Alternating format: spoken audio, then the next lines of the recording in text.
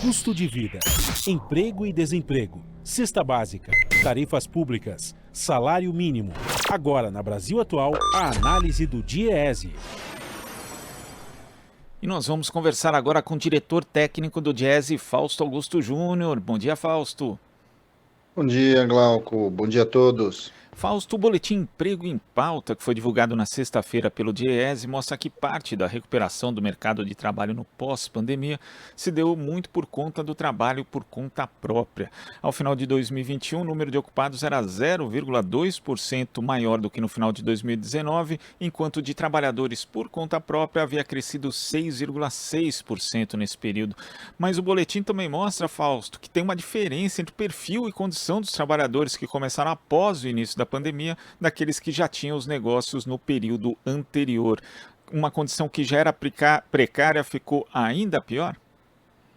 Sim, Glauco, sim, Glauco. O que a gente tem visto é que esse mundo aí pós-pandemia, na verdade, começou até ao longo da própria pandemia, ele ampliou a informalidade, ele ampliou o número de trabalhadores por conta própria, mas esses trabalhadores por conta própria têm um rendimento menor, eles estão menos formalizados, ou seja, eles não contribuem para a Previdência Social, nem têm CNPJ, e na sua maior parte estão vinculados a ocupações que são ocupações normalmente mais precárias, com menos qualificação, e aí muito a área relacionada a transporte de pessoas, a transporte de coisas, relacionadas aos comércios ambulantes, aos vendedores.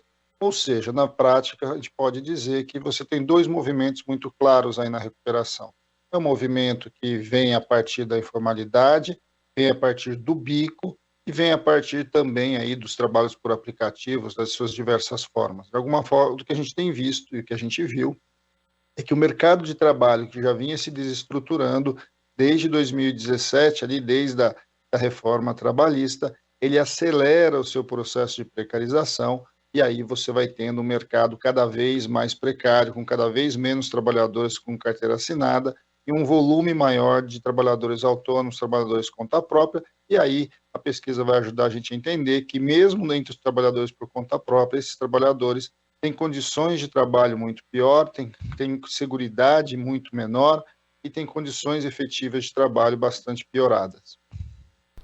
Inclusive, essa condição, né, a gente vê aqui alguns aspectos, Fausto. Por exemplo, entre os mais recentes, apenas 12,7% tinham CNPJ e contribuíam para a Previdência, enquanto os mais antigos eram 20,6% nessa situação. Então, além de ter o rendimento menor, como você ressaltou, ainda tem também condições para gerir o negócio muito piores, né? Porque se você não tem um CNPJ, dificilmente você vai ter acesso, por exemplo, a uma linha de crédito.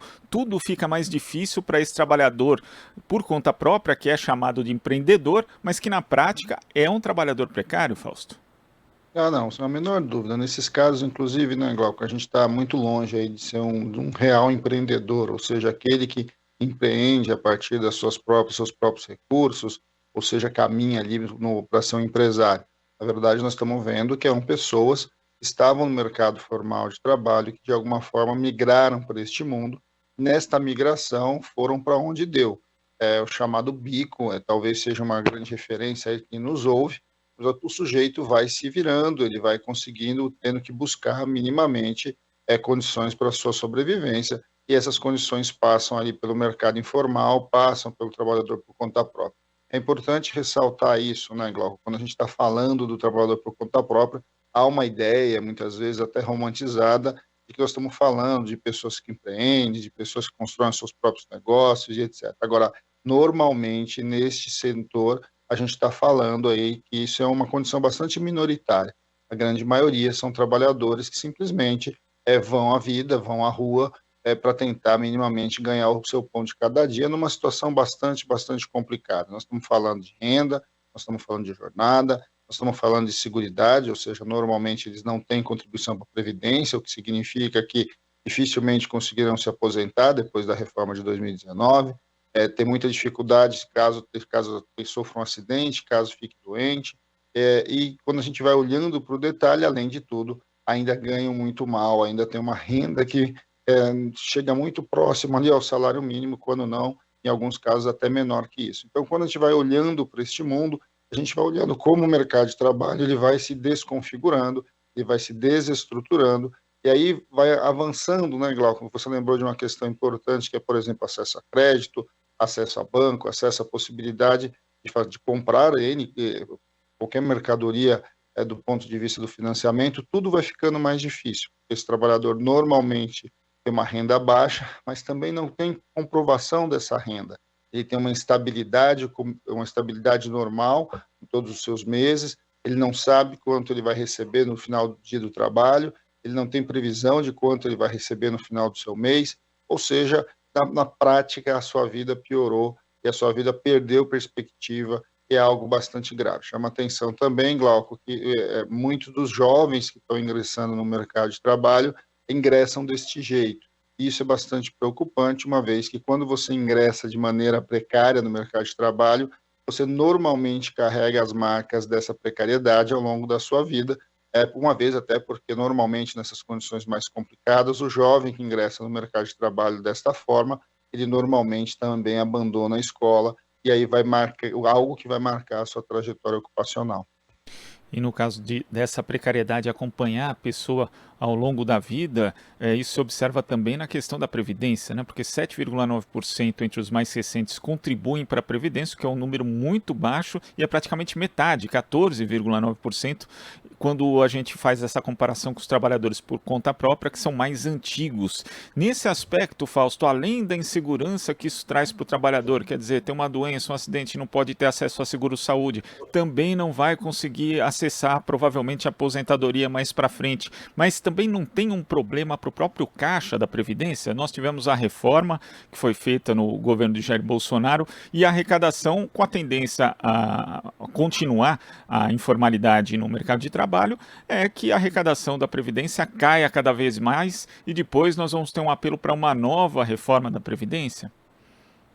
Então, Glauco, aí é outro debate que precisa ser olhado não só do ponto de vista da arrecadação da Previdência, mas da arrecadação do Estado como um todo e da própria economia. Esse trabalhador precarizado, ele é um trabalhador com muito menos segurança para a sua vida, mas também com menos segurança para a economia. Ou seja, a economia também não sabe muito bem qual vai ser a renda desse trabalhador e ele vai, de fato, entrando de maneira muito limitada no mercado consumidor. E aí, quando ele entra de maneira limitada no mercado consumidor, ele entra também como contribuinte. É bom lembrar que quando a gente está falando dessa formalização baixa, nós estamos falando inclusive do MEI, né? Do microempreendedor individual, que foi uma estratégia utilizada para tentar a formalização dos trabalhadores por conta própria, dos trabalhadores informais em geral. E a gente vê que, inclusive, no MEI, você tem uma baixa adesão desses novos trabalhadores por conta própria. Ou seja, você vai, de certo modo, precarizando o mercado de tal forma que vai ter impacto, sim, óbvio que tem impacto nas contas da Previdência, mas tem impacto na arrecadação em geral do Estado brasileiro e tem impacto na própria economia. Segurança, né, previsibilidade, é o que a gente ouve, por exemplo, no mercado. O mercado diz o tempo todo que precisa de previsibilidade, né, que a confiança está ligada aos investimentos, mas hoje nenhum investidor de fato tem confiança em previsibilidade do tamanho do mercado que a gente tem no Brasil hoje, uma vez que este empobrecimento geral da população e esta informalização tem levado a uma imprevisibilidade das pessoas e da economia como um todo. Tudo isso vai levando a gente, colocando a gente, Glauco, nesse círculo vicioso, em que o Brasil não cresce, como o Brasil não cresce, não gera emprego, como não gera emprego precário, com condições bastante complicadas, com rendas muito baixas, e também, por sua vez, não consegue impulsionar o mercado de consumo, logo não consegue impulsionar vendas, impulsionar a produção e etc. Esse é o cenário de um Brasil que vem sendo construído aí a partir de uma lógica de concentração de renda, de retirada de recursos dos mais pobres para os mais ricos, ampliação ali das grandes fortunas e ampliação ao mesmo tempo da desestruturação do mercado de trabalho, da sua fragmentação, da sua precarização, e de alguma forma isso vai marcando para nós o que é a nossa economia.